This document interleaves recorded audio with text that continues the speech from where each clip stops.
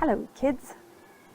This week we're going to talk about holding things lightly, which is another way of saying being willing to let things go. I don't mean feelings, like if you're angry about something, you gotta be willing to let that go. That's not what I'm talking about, although it's true. What I'm talking about today is actual stuff, things. How sometimes we forget everything that we have because God has let us have it. And we start thinking that our stuff is our stuff and it's so important and we got to keep it. But it's not true. Stuff is just stuff. And we have to be willing to let things go, to give things away, because it could help someone else.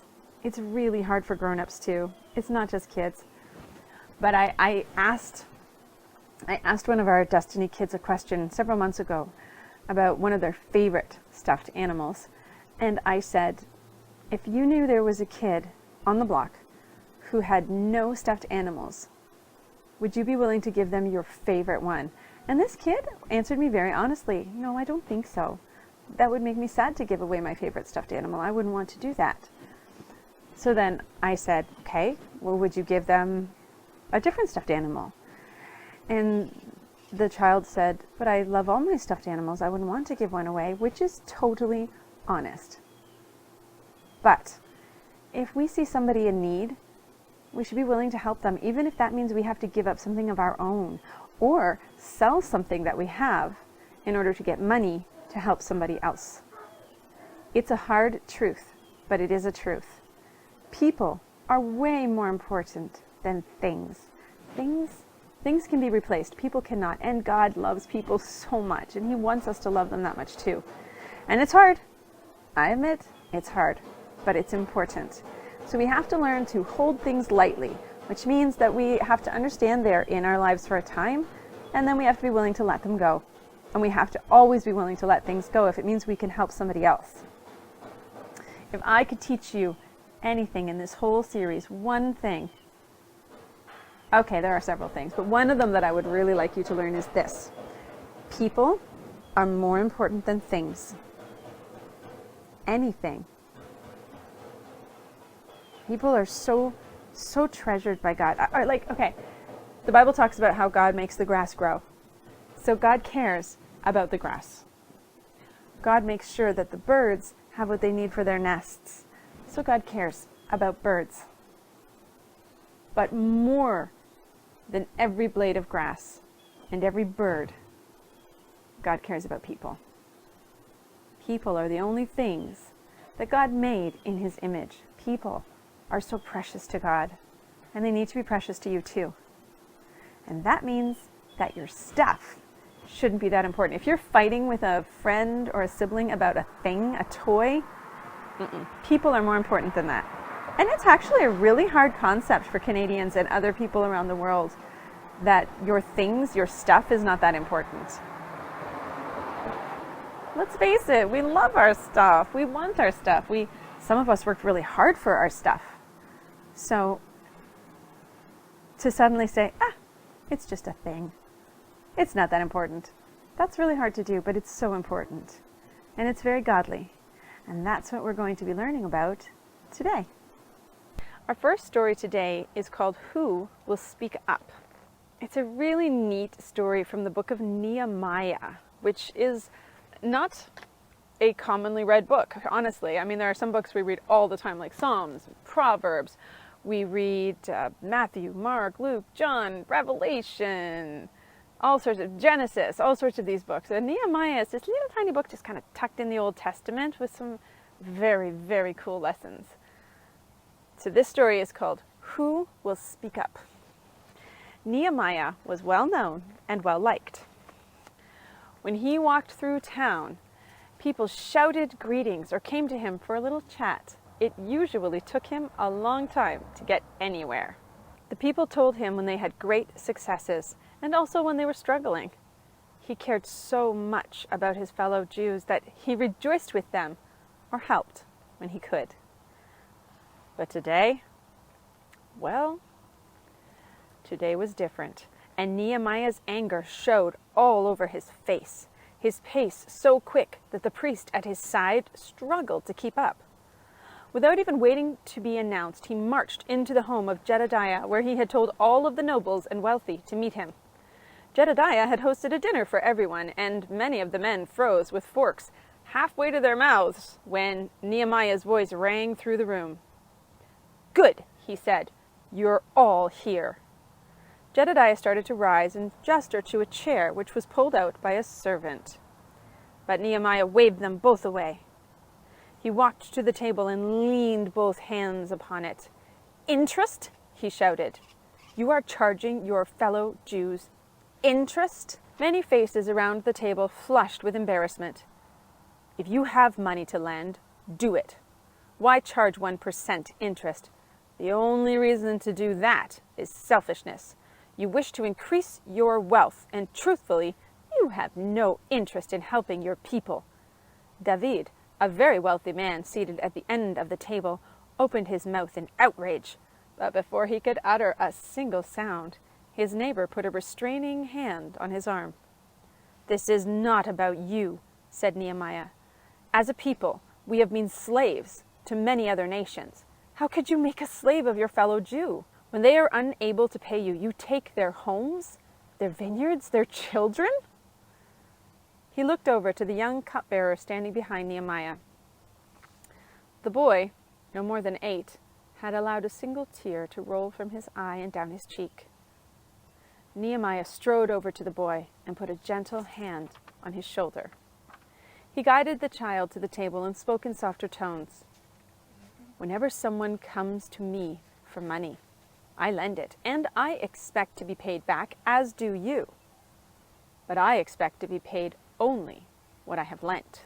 We are a people trying desperately to recover from years of oppression and slavery. Help us recover. Don't benefit from the misfortunes of others." For a while the room was silent. Jedediah slowly stood. He was crying freely in shame, as were many of the others at the table. "You're right, Nehemiah, you are absolutely right. We're so ashamed. I think I speak for everyone here when I say that we lost our way. We'll stop. And give back the vineyards, lands, homes, and children," said Nehemiah with a gentle shake to the child under his hand. "We will," said David, who also stood. "Immediately," said another, who made his way to the door. "Wait," said Nehemiah. "Swear to it. I have brought this priest with me, so that we will all swear an oath before God that we will not do this any more. We will no longer charge interest. Who here is not afraid to break their oath to God?" He looked around the room, but no one spoke. The priest cleared his throat and stepped forward and led them all in an oath to God. When it was finished, all of the guests left, eager to make things right. The food was left uneaten and uncleared from the table. Jedediah was dismissing many of his servants from his home, since many were given to him in place of an unpaid debt. When he came to the cupbearer before Nehemiah, he said, "Please tell your father that his debt to me is paid. Now go." He turned to Nehemiah and said, "Thank you." Nehemiah nodded and shook his hand, and he led the cupbearer from Jeremiah's house all the way back home. There were many tears among the Jews that day, but they were happy tears, because the people had cried out to God.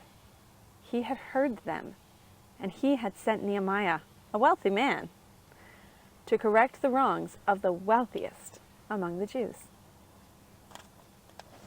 So what problem did Nehemiah see among his fellow Jews? You might not understand what that word is, interest. It's kind of like this. If you need $10 and I lend you $10, but I say, when you pay me back, you have to pay me back $11. That's called interest. What you're doing is you're saying, because you've had to borrow money from me, then you have to pay me back extra money for the convenience of being allowed to borrow it. And that is what the wealthy Jews were doing to the poorer Jews. Now the problem with that is, if I've struggled to get $10, and I couldn't do it, so I had to borrow $10. And then now, not only do I have to struggle to pay back that 10, but I've got to pay back extra. Then I'm struggling even longer and harder. And what was happening was that they weren't able to pay these debts. They weren't able to pay the interest. And so the wealthy who had lent them the money were taking their homes, their businesses, or their children as payment. Now, this is a very ungodly behavior. God doesn't want us to profit when other people are suffering. You know, the thing is, though, that this practice that was happening in ancient times is very common now. If you borrow money from a bank because you need to get a car or a home, they charge you interest, always. And this is accepted here in Canada and in many places around the world. This is just normal practice. You pay for the convenience. You pay for being able to borrow somebody else's money. But it's not godly. We're supposed to help each other without profiting from other people's suffering. And Nehemiah expected to get paid back, and the people would pay him back. And if somebody borrows money and they can't pay back, and they've said, look, if I can't pay you back, you can have my car, right? Well, then if they can't pay you back, you take their car. That makes total sense. But to say, okay, I've lent you enough money to buy a car, but if you can't pay me back, I'm going to take your car and your bicycle and your lawnmower. How's that fair? We totally accept this business practice all around the world, but it's not godly. In fact, it's so ungodly that God sent somebody, he sent Nehemiah to talk to the wealthy and the nobility in the Jewish community. But he wasn't charging interest. And so God used him, just a normal guy, to go and talk to other normal guys and say, this is not godly. And he was led by God to do this. And you can tell that because the people he spoke to, their hearts were changed. And they changed their business practices. And they all swore before God that they wouldn't do that anymore. Jesus had so much to teach his disciples while he was walking on this earth. They were going to face some really, really, really tough situations. And Jesus wanted them to be as prepared as possible. So he sat them down and he taught them this lesson that I'm going to read to you. A lesson that has helped all of those who followed Jesus from the time he walked on this earth until thousands of years later, until now. It still helps us. And I'm going to read it to you. Jesus said, therefore I tell you, do not be anxious about your life, what you will eat, or your body, what you will wear. For life is more important than food, and the body is more important than clothing. Consider the ravens. They neither sow nor reap. They have neither storehouses nor barn, and God feeds them. Of how much more value to God are you than the birds? And which of you, by being anxious, can add a single hour to your lifespan? Consider the lilies, how they grow. They neither toil nor spin, and yet I tell you, even Solomon in all his glory was not arrayed like one of these. But if God so clothes the grass, which is alive in the field today and tomorrow is thrown into the oven, how much more will he clothe you? Oh, you of little faith. Do not seek what you are to eat and what you are to drink, nor be worried. For all the nations of the world seek after these things, and your Father knows that you need them. Instead, seek his kingdom, and all these things will be added to you. Fear not, little flock, for it is your Father's good pleasure to give you the kingdom. Sell your possessions and give to the needy. Provide yourselves with money bags that do not grow old, with a treasure in the heavens that will not fail, where no thief approaches and no moth destroys. For where your treasure is, there your heart will be also. So that teaching of Jesus is found in Luke 12. It's an amazing teaching about how by worrying, you actually can't make your life better. By worrying, you can't put more food on the table. By worrying, you can't make sure you have clean water. By worrying, you can't buy clothes. By worrying, you can't do this, you can't do that. Worrying does not help. And it's so hard to say, hey, don't worry, don't worry. But it's a truth of the kingdom of God. Don't worry. Because Every single thing that you need, God knows that you need it. Not the things you want, although He knows you want them, but everything you need. And when you think about how God put this whole planet together, how the sun rises and the warmth and the vitamins from the sun feed into the plants, which make the plants grow. Animals come, eat the plants. People come, eat the animals. People die, turn into dirt, which then feeds animals in the dirt, which travel through the dirt and prepare soil for more plants to grow. I mean, that is all the divine plan of God. So if He plans for the grass to grow, how much more does He plan for you to have what you need? And we do not worry. We just do our best. You can never do more than your best. And you have to be willing to let go of things, right? It's okay to like your stuff.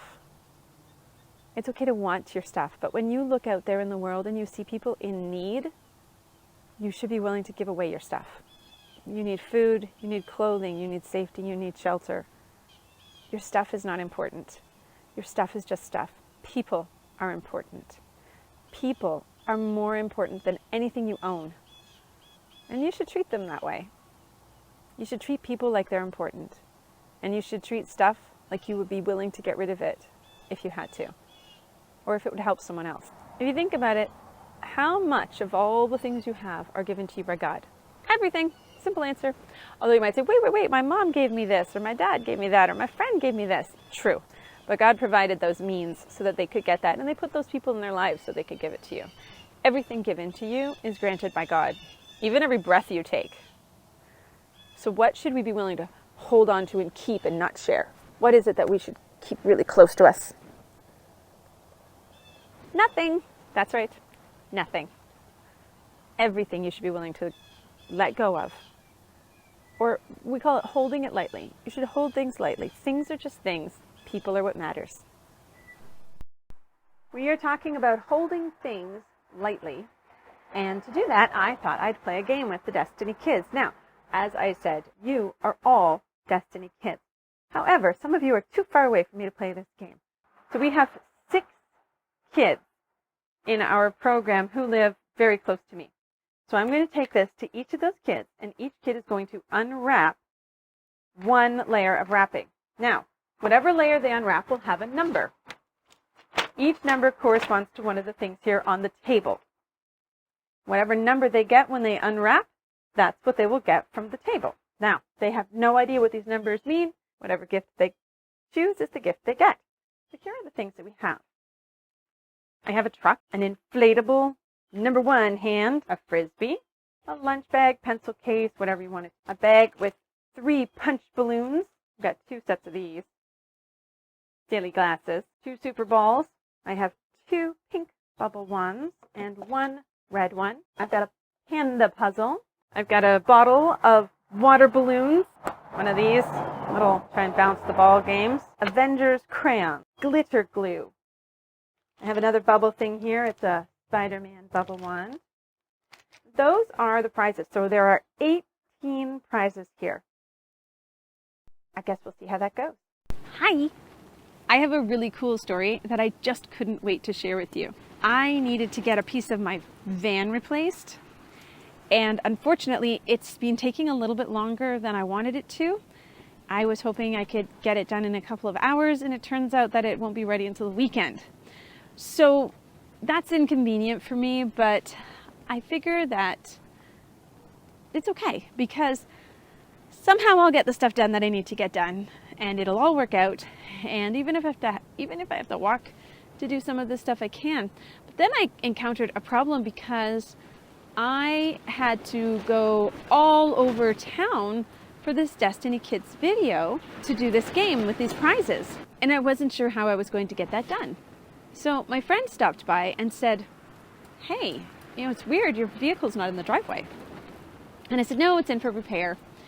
And they said, "Don't you need a vehicle?" And I replied, "Well, a vehicle would help. I have some stuff I need to do for the Destiny Kids and some stuff for the church, and I might just have to do it late at night because that's when my husband comes home and then I'll have a vehicle. And this friend said, well, why don't you just borrow my car for the whole day tomorrow? I thought that was amazing. This friend, first of all, they have a very nice car. They take good care of it, and they really don't lend it to people. But I mean, without even a thought, this friend held it lightly, as we've been talking about all week. And they said, hey, if you are in need of a vehicle, why don't you take mine? I mean, it just blows me away. It's so awesome how God orchestrates things, because here we're doing this lesson, and we're talking about holding things lightly and how people are more important than our things. And then I don't have my vehicle, and then just this friend just happened to stop by. And I mean, that's so cool how God does that. So then not only did I have a vehicle, and not only was I able to do all the things I needed to do, but I was also given this awesome story that I could share with you. So I had a vehicle for the whole day, and I did like 8 things that I needed to do. It was amazing, and it was such a blessing. And you know what? That was God. And it shows me I have godly friends.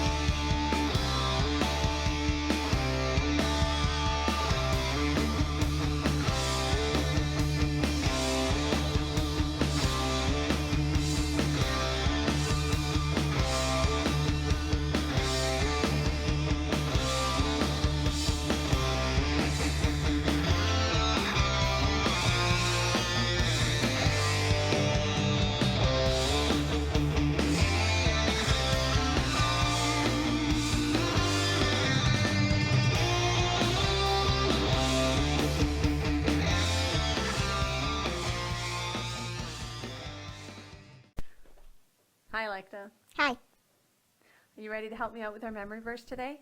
Yeah. It's a really long one. Okay. Can you read it for the kids? Luke 12:29-31. Do not set your heart on what you eat or drink. Do not worry about it, but seek his kingdom, and these things will be given to you as well. Nice. So where's that found? Luke 12:24-31. What does this verse mean to you? It means don't worry about stuff like what you eat or drink, but God is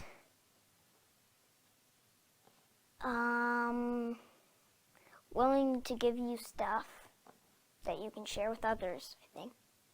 Am I right? Yeah, of course you're right. Absolutely. So it says here, but seek his kingdom. Do you know what that means, to seek God's kingdom? To try to follow in the path of God. Yeah, that's right. Which will eventually lead you where? To heaven. That's right. So if you try to follow the path of God, and you do the things that God tells you to do, and you love God, then you'll get to heaven.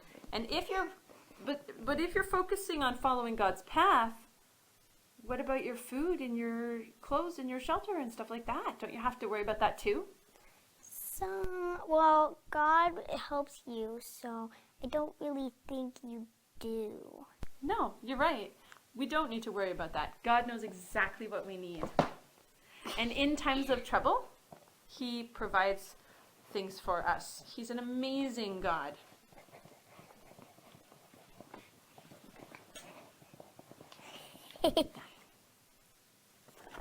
Let's read it together.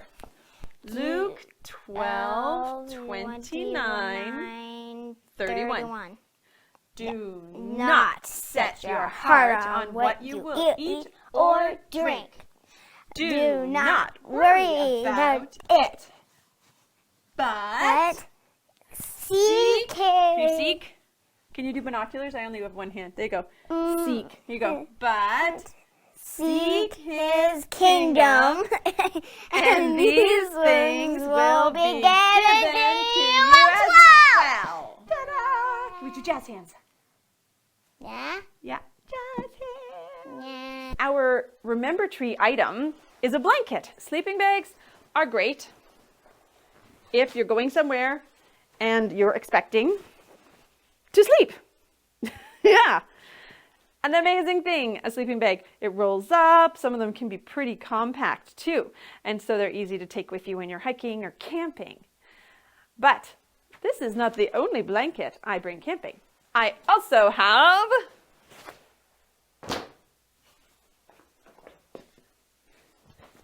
this guy. Oh, this was a birthday present, and oh my goodness, it's very warm, and it has a hood. This is my campfire blanket. So when I'm outside at my campfire, I wrap myself in this blanket because it is so warm, and the wind does not bother me, and it has these neat little handholds. So I can wrap myself up. My blanket is on me comfortably. And it's a great color. It's green. It's a little bit heavy. So if I were going hiking, I'd have to be willing to leave my warm, hooded, handy, green campfire sleeping bag behind, which I'd do because I wouldn't want to carry it any far distance because it's heavy. So there's my campfire blanket. Goodbye. Then, this one. What is this one? It has a handle. How convenient. This is my picnic blanket. And this one's pretty cool because, first of all, it rolls up into that nice compact shape and size, but it is plastic on one side, so I can put that down on the ground. I don't have to worry about picking up dirt or sand. And then this side is nice and soft. So I can sit on it and be comfortable. And if I need to, I can just toss the whole thing in the wash. This one, unfortunately, is no good near the fire because I had lent it to somebody when I was camping and they sat by the fire, which I thought was totally cool. But because it's plastic on the one side, it burnt a hole in it. So this one does not come near the fire anymore, which is fine. Then I have this. Now I'm going to show you nice and close. This is called an emergency bag. It's a sleeping bag. This goes to 2.3 meters. 2.3 meters. So that would be like 6 feet or more tall. So if you're a tall person, you can still crawl into this emergency bag. Now, an emergency bag, maybe you've never heard of it. They're so cool because they're made of like a foil. And what happens is that they retain your heat. The great thing about them is they compact into this tiny, tiny size, which is super helpful because if I want comfort, I'm going to bring my sleeping bag. But let's say something happened and I didn't realize that I was going to need a sleeping bag. Let's say I was hiking and I wasn't able to get home before I got really, really tired. I could pull this out of this package and wrap myself in it and I'd be totally warm and I could sleep in it. Or another thing that is a blanket is called an emergency blanket. So this one's an emergency bag, like a sleeping bag, but this one is an emergency blanket.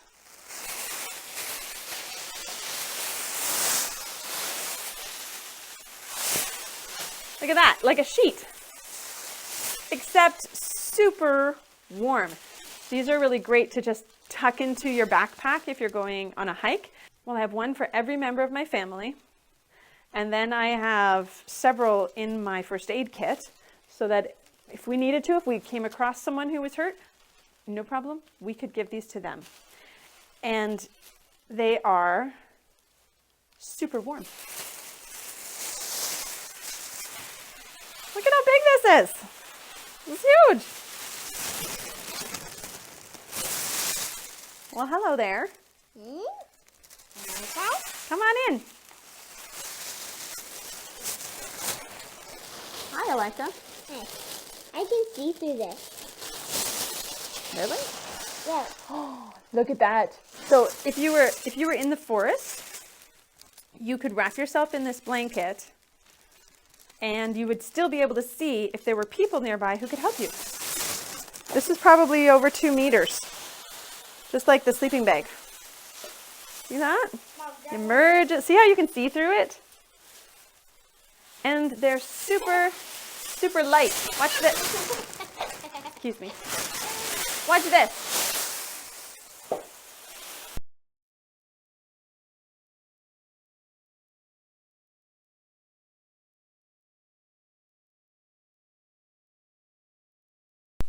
We talked about blankets, and I told you that this was our Remember Tree item. But why? How does a blanket remind me that it's important to hold things lightly and to be generous with my things, and to understand that people are more important than things? How does a blanket help me remember that? Huh? Well, after this bite of cookie, I'll tell you.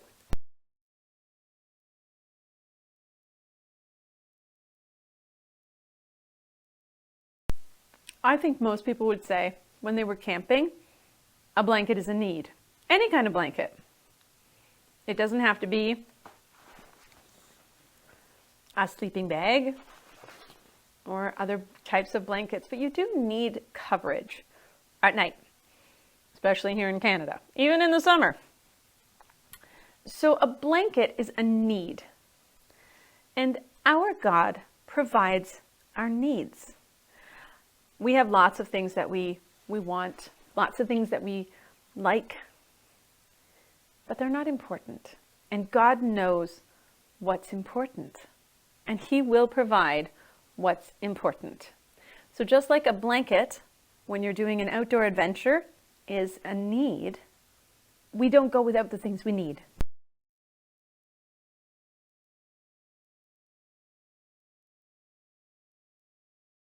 But yes, God supplies our needs. All the other stuff in your life is just a want or a comfort. And it's not necessary, but God will make sure you have what you need, like a blanket. And we don't need to worry about it, because when you trust in God, He always comes through. Okay, a super cool thing happened.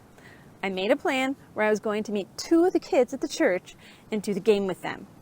And it just so happens that 5 of the kids out of the 6 ended up being at the playground. So we were able to play the game with 5 of the kids instead of doing like a kid here and a kid there and a kid here and a kid there, which was so great, which freed me up later on to do other things that I needed to do. So that was cool. I'm going to show you how that went. But first I want to say to Nathaniel, if you're watching, I missed you, man. I had 5 of my 6 kids there, and it just didn't feel the same without you. So I hope you enjoyed your prizes, and I hope you found someone to share them with. And with that in mind, let's see how it worked with the other 5.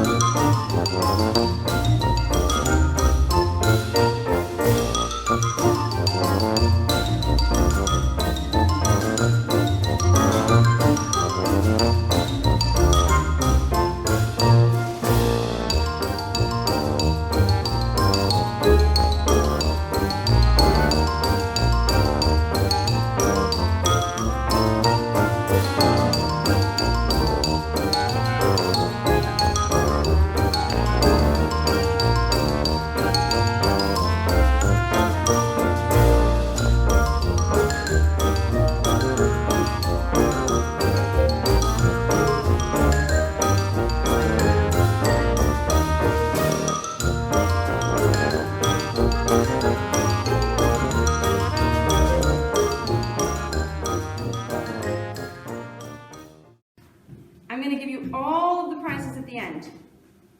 So now, the first one to unwrap will go the other way. We'll do Alanda first.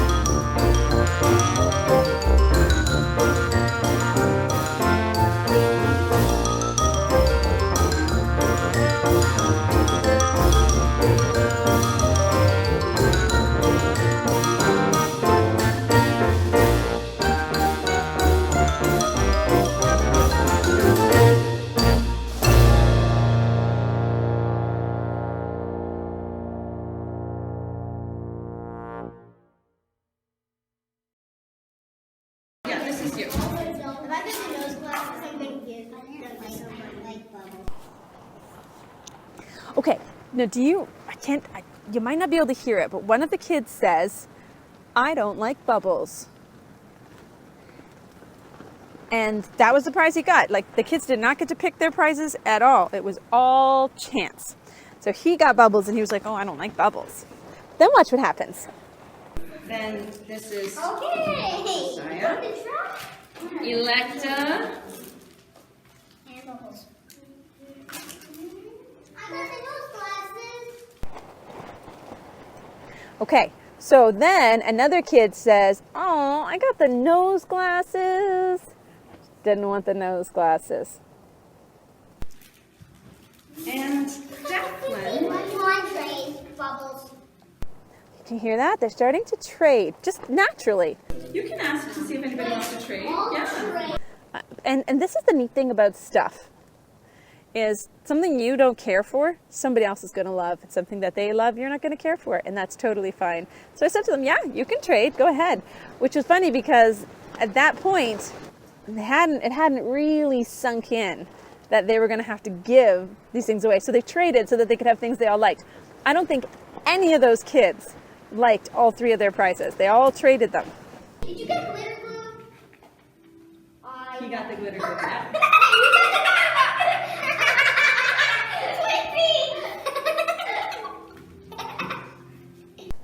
Okay, that was such a good moment. I have to show it to you again. Did you get glitter glue? He got the glitter glue. Yeah.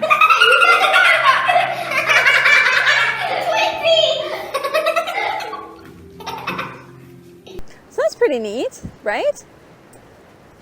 And now I told them, after they traded for all their prizes, I told them their goal is to give away or share at least one, but hopefully two of their prizes. And I did see a little bit of that, kids sharing Bubbles. So this, as you can see, was a really fun experiment. And I'll tell you, even though I didn't get it on video, when I went to Nathaniel's house and I did this with him, where he unwrapped the gift, saw the number on the package, and he got one prize from that. I pulled the number out of the bowl and handed it to him. He had to open it. That was a total random thing. And then there was one time where I rolled a die while I was at home and I picked a number for each kid, and then I randomly picked a gift out for them. So Nathaniel got these two Super Balls, and he got some water balloons, and boy was he excited. His face just lit up, a great big smile. So I hope to hear some pretty cool stories about how this ended up.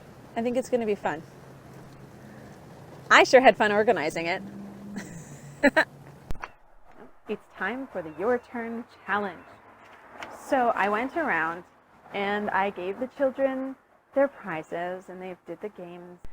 And then I also gave each child a letter. And I'm just going to read Nathaniel's letter to you here. Dear Nathaniel, today you have won these 3 prizes. Congratulations. On Sunday, the lesson will be about letting go. Letting go of expectations. Letting go of wants, but really, letting go of things. You have been gifted with these 3 prizes. Your goal is to let 1 or 2 of them go before next Sunday. Give them to a friend, a stranger, a relative, or share them with a family member or friend. You pick. It may feel strange, but when you hear the lesson on Sunday, I hope it will be worth it. Stay awesome and be blessed. Meredith. Now, this is your turn challenge. If you were not one of those 6 kids that I could get to and bring a prize to, then you have a special challenge to take something that's yours and give it to someone else. But not something you're done with, you don't want anymore, something you care about.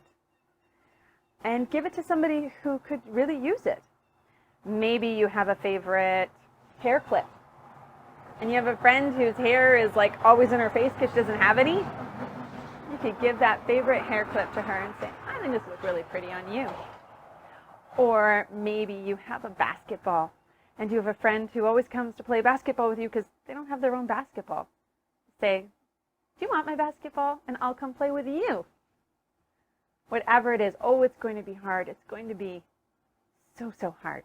But try to find something to give to someone else, something you care about. It really will be worth it. And it is a good life lesson because it will teach you that once that thing is out of your life, once you've given it away, that you're still okay. You still will be okay. Maybe you even feel great. Maybe you miss that thing of yours and maybe you wish you hadn't done it. I don't know. But it's really an important lesson to put people before things.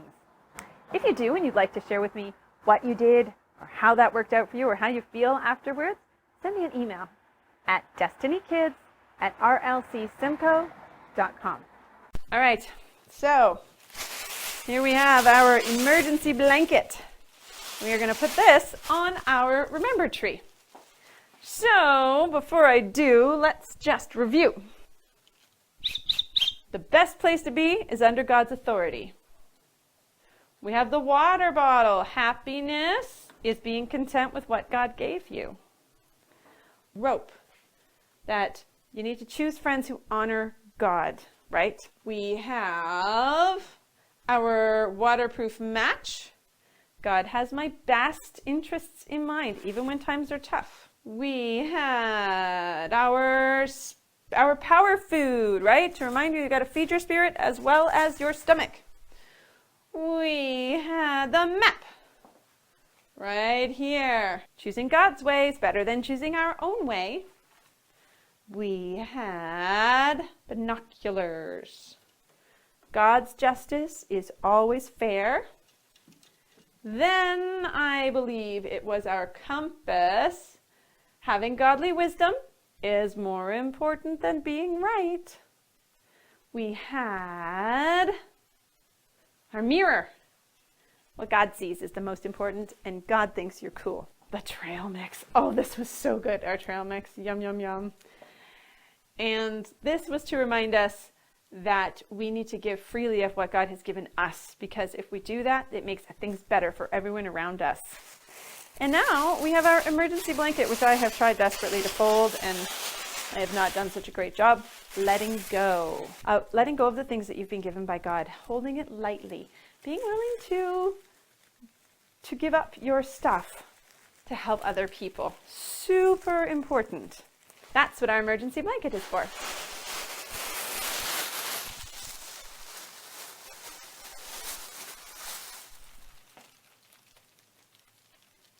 See you next week.